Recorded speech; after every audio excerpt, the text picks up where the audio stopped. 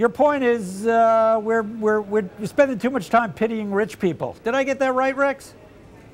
Well, I think that we're spending too much time belittling the effort that poor people put in their daily lives.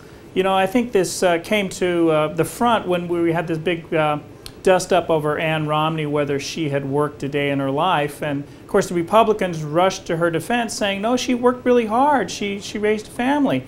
But when it comes to poor people, that hard work that they put in doesn't seem to matter. And I think that what we have to realize is that most poor people work pretty hard every day.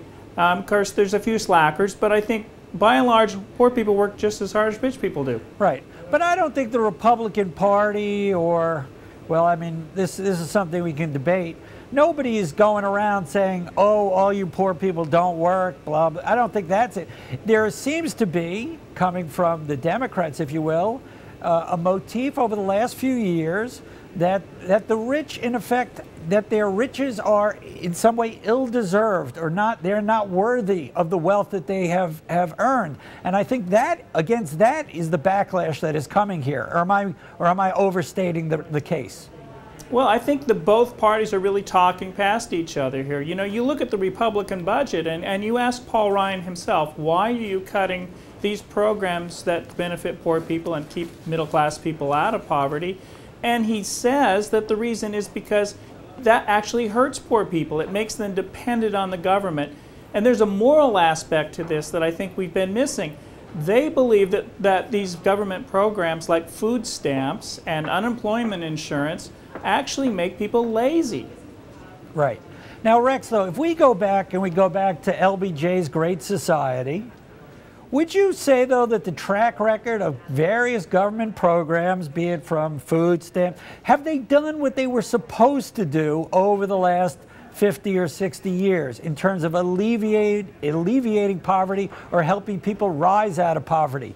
Do you think even the most bright-eyed liberal Democrat looks at the programs of the last 50 and 60 years and go, great, we got it just right?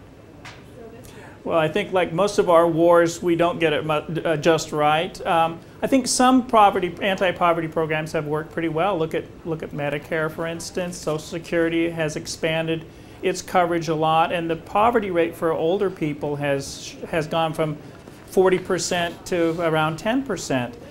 Poverty rate for children is still very high, but children do get a lot of things that help them out in their daily lives, school lunches and Head Start, things like that, to try to give them maybe a little bit of a level playing field. By and large, you know, we still have lots of poverty, and we probably always will, and a lot of these programs are broken.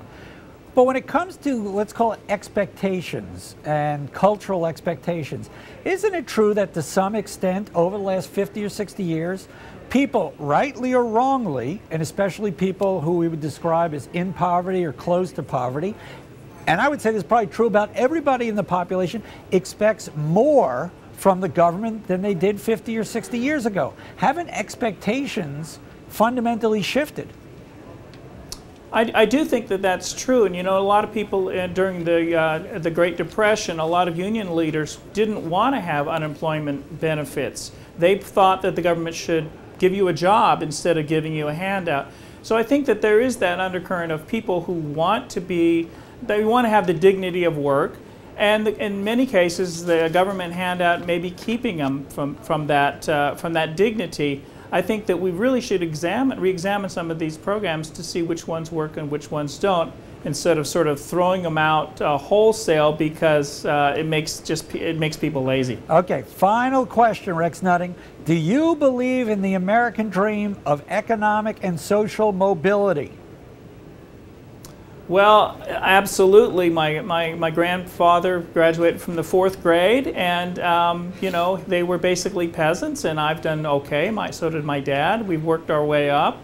I think that that is the American dream, that everybody should be able to achieve their fullest, and I don't think we've quite reached that. I do think that rich people, by and large, upper middle class people, have many benefits that they pass on to their kids. And people in the lower classes don't have those same benefits. It's a lot harder for them to make it to the top rung.